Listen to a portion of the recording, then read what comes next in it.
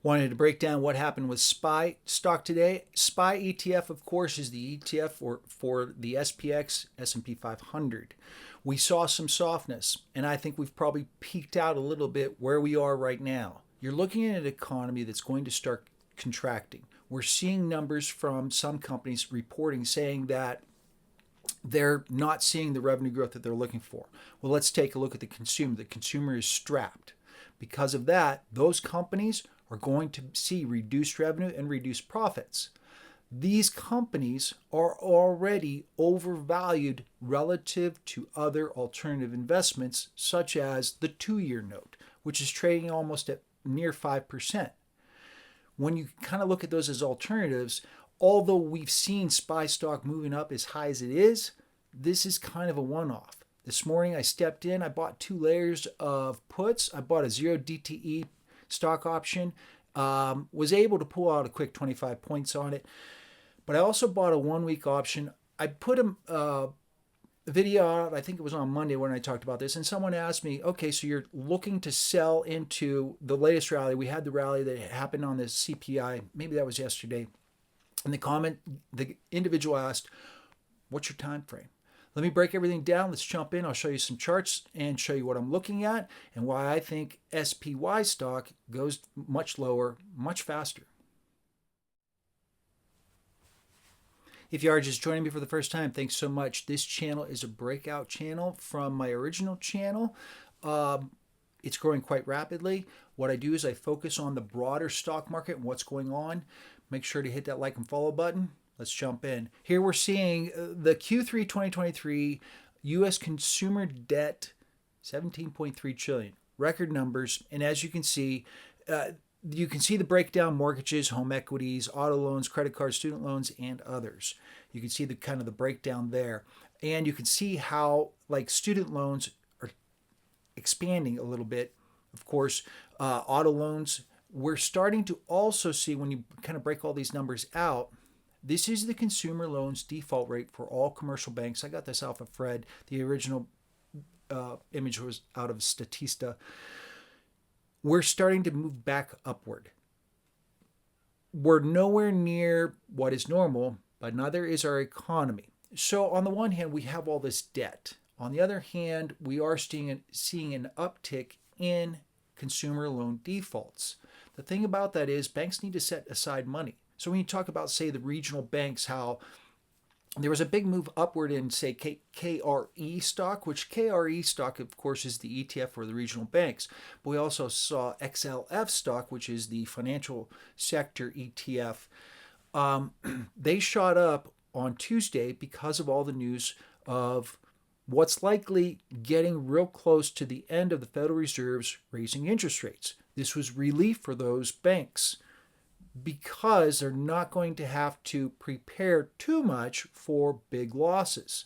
But then again, probably not as much as we know, because there's all that looming office space. We don't know how that's going to play out yet. More than likely, by the end of 2024, we're going to know a lot more. So we're starting to see record numbers of consumer debt. We're starting to see an uptick in consumer loan defaults. But we're also seeing the consumer themselves contract. Retailers are starting to report numbers, not good. This is 70%. The consumer, it drives 70% of our economy. So if they're sitting on tons of debt, which have higher interest rates now, and we are seeing some consumers starting to choke out with expenditures and default, this isn't an economy where anybody should be necessarily running in to buy stocks. This is why I bought puts, and why I mentioned yesterday that I'd be looking to get into puts. I didn't execute till this morning. Here's a look at SPY stock, and I put on two trades with SPY stock. One was a 0 DTE, and when there's 0 DTEs, and I want to show you a chart here coming up, taking a look at how cheap puts are right now. They're really cheap, and I think I bought at a fire sale. If you look at the bottom here, the clock, I'm in Mountain Time. I'm in Santa Fe, New Mexico. And so I'm 2 hours behind New York. So it says 7:30 for me. That's 9:30 open time for New York City. When the market first shot up to, it was probably about 8:30 my time. The market first shot up.